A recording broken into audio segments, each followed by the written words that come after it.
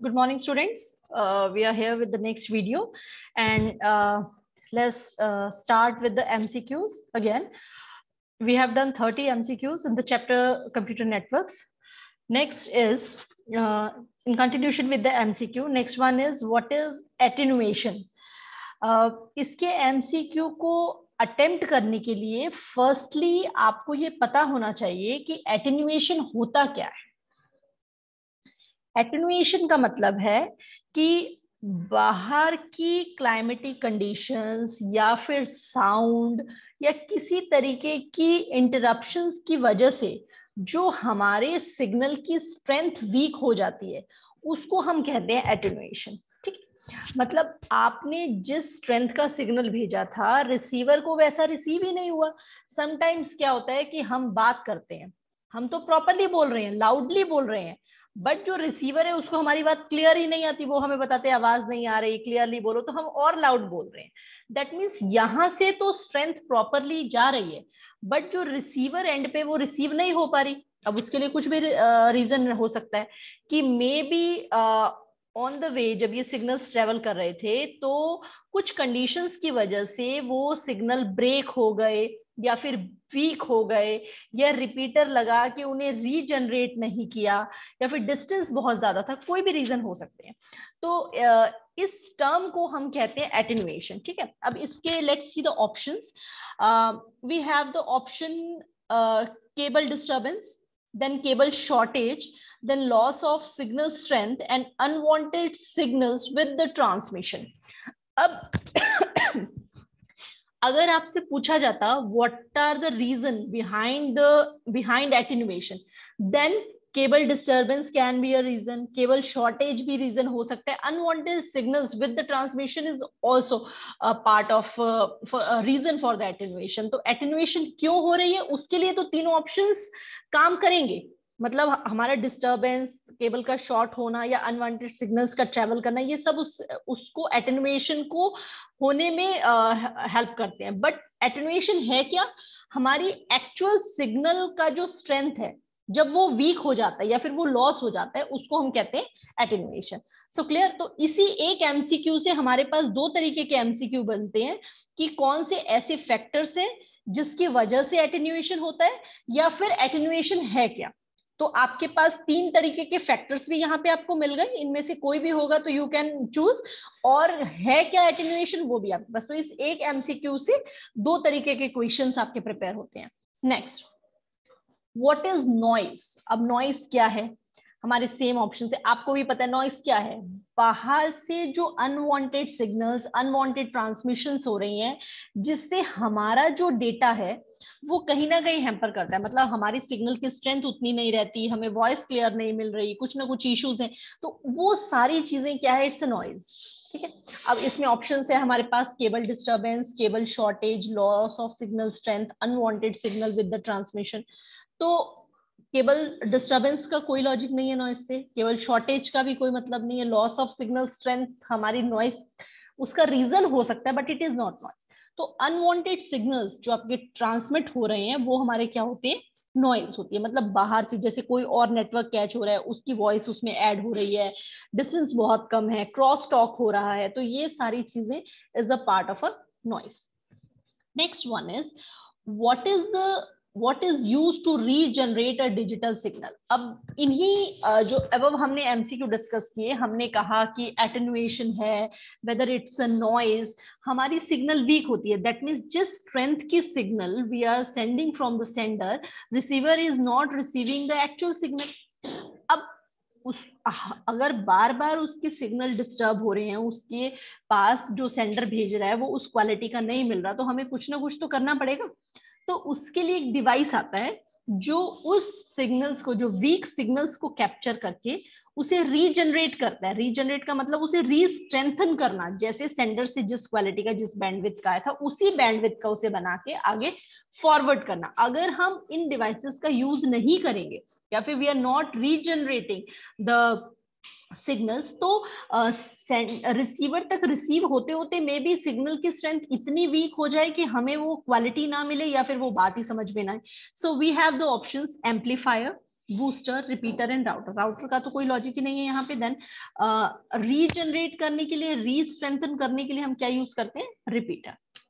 Next one is Ethernet based networks use dash topology. अब सबसे पहले हमें उसके लिए समझना पड़ेगा व्हाट इज टोपोलॉजी। टोपोलॉजी होती क्या है?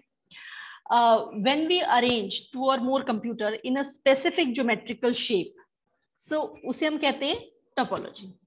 नेटवर्क के केस में when you are doing networking, हम बहुत सारे डिवाइसेस को कनेक्ट कर रहे हैं, so you must follow any geometrical shape, तभी आपकी टोपोलॉजी हो पाएगी। तो हम मतलब स्टार टोपोलॉजी यूज कर सकते हैं, where we have the central server, then we have the clients उसके साथ attached, we have the bus topology where there is no server and client kind of a relation, all the devices can act as a server or client, you can say it's a peer network. Then we have mesh topology when each node is connected to other. So we have different kind of the topologies, but in what kind of a topology that we can use where there is a which is based on the Ethernet. So out of bus, star, tree and mesh, bus topology is the one where you have to use a central cable. आपको एक single cable use करनी पड़ेगी जिससे आपके devices जो हैं वो attach रहेंगे, तो वहां पे हमें जरूरत पड़ती है Ethernet, right.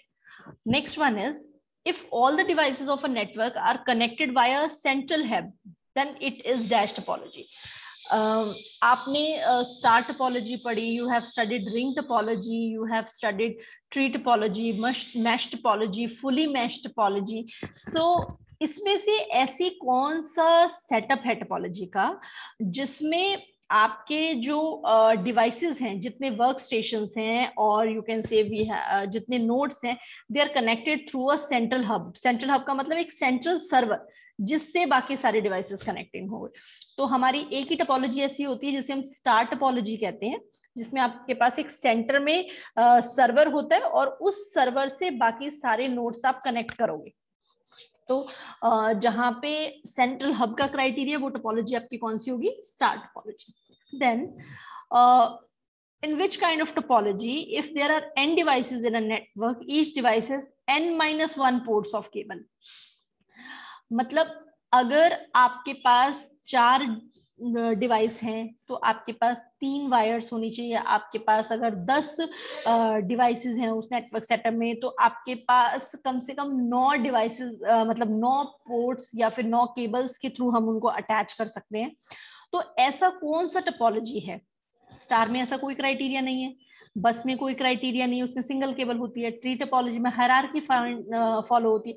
So we are left with only one topology which is mesh topology. उसमें क्या होता है? The number of devices you have attached in this topology, जितने भी डिवाइसेस होंगे उससे n-1 केबल के पोर्ट्स हमारे लगेंगे, मतलब n-1 हमें केबलिंग करनी पड़ेंगी। If you are attaching 8 device in this network setup और you are using the 8 devices in this topology, then the number of port for the connection of the cable should be 7। तो n devices होंगे तो n-1 लगेंगे। ये mesh topology की खासियत है। Extremely आपको, जबकि मैश में सबसे ज्यादा आपको केबल्स यूज करनी पड़ती हैं और फुली मैश्ड में तो उससे भी ज्यादा, मतलब वो वायर के एंड से थोड़ा सा कॉम्प्लिकेटेड है बट कनेक्टिविटी अच्छी रहती है, एक्सेस अच्छा रहता है। सो फुली मैश तो नहीं, मैश में आपके पास n-1 पोर्ट्स होने ही चाहिए। Next one is your dash topology combines the characteristics of the linear bus and star. ऐसी कौन सी टोपोलॉजी है जो बस और स्टार दोनों को फॉलो करे? दैट मीन्स एक सेंट्रल हब भी होना चाहिए और सेंट्रल हब के साथ क्लाइंट्स तो होंगे ही होंगे, बट वो जो क्लाइंट्स है वो किस फॉर्म में होने चाहिए? एक के बाद एक। तो ऐसी टोपोलॉजी कहाँ पे होती है? हायरार्किकल होना चाहिए, मतलब पहले एक नोड आया, उसके बाद उससे अटैच होके दूसरे नोड, फिर बाकी अटैच होके दूसरे नोड। तो इस तरीके की टोपोलॉजी जो है दैट इज ट्री टोपोलॉजी, जिसे हम पेरेंट चाइल्ड टाइप रिलेशन कहते हैं या हायरार्की कहते हैं। जैसे फैमिली में होता है, there is a grandfather, then there is a father, उसके बाद चाइल्ड। तो इसी तरीके से जहां पे स्टार टोपोलॉजी है that means main central hub, grandfather, उसके बाद दे हैव मतलब सन हैं, एक हैं, 2 हैं, जितने भी हैं, तो वो आगे बढ़ते जाएंगे। तो उसको हम किस फॉर्म में यूज करते हैं? लीनियर बस की फॉर्म में, मतलब एक के बाद नोड्स आगे इंटर रिलेट हैं वो आपस में। जैसे जो सबसे लोअर पे है या फिर जो चाइल्ड है वो अपने फादर को फादर से परमिशन लेगा, जो उनके फादर है वो उनके बच्चों के ग्रैंडफादर या अपने फादर से परमिशन लेंगे, तो इसे हम कहते हैं पेरेंट चाइल्ड टाइप रिलेशनशिप और हायरार्की। तो जहां पे हमारे पास बस और स्टार टोपोलॉजी हम कंबाइन करते हैं वहां पे हमें हायरार्की फॉलो करनी पड़ती है, वो हायरार्की हमें ट्री टोपोलॉजी के थ्रू ही मिल पाती है। Next one is your star topology uses a central connecting device, और उस कनेक्टिंग डिवाइस को हम क्या कहते हैं? जनरली तो हम हब कहते हैं, बट स्विच भी वो काम कर सकता है, उसमें आप नंबर ऑफ पोर्ट्स को अटैच कर सकते हैं, so it can be done with the hub as well as switch, but the mostly used device is hub. Last one, next one is your dash address is assigned to network card by the manufacturer. As you all know, network interface card जो है उसमें एक address होता है जो manufacturers बनाते हैं, उसे क्या कहते हैं? MAC address, media access control address. देखो आईपी एड्रेस तो ऑब्वियसली इंटरनेट से यूनिक कोई मतलब नहीं, डोमेन का यहाँ पे अगर कोई हम वेबसाइट की बात करें तब भी बात है, तो यहाँ पे हमारे पास ऑप्शन सी क्या बचता है? एमएसी, और वो उस डिवाइस पे लिख के आता है जो मैन्युफैक्चरर्स ही बनाते हैं, उनका कोई सीरियल नंबर रहता है उसमें। Then which network topology require a central hub or a controller? You know star topology अभी हमने डिस्कस किया दो तरीके से, अगर आपको ये क्वेश्चन दो फॉर्म में यूज किया उन्होंने। ऐसी कौन सी टोपोलॉजी है जहां पे हब की जरूरत पड़ती है? स्टार। और जहां पे सारा कंट्रोल हब के पास रहता है वो कौन सा टोपोलॉजी है? स्टार। सो या फिर हम पूछे स्टार टोपोलॉजी में कौन सा सेंट्रल डिवाइस यूज किया जाता है? हब। तो एक ही क्वेश्चन को उन्होंने अलग अलग तरीके से बनाया है। So this is all about it. Next video में हम अगले एमसीक्यूज करेंगे।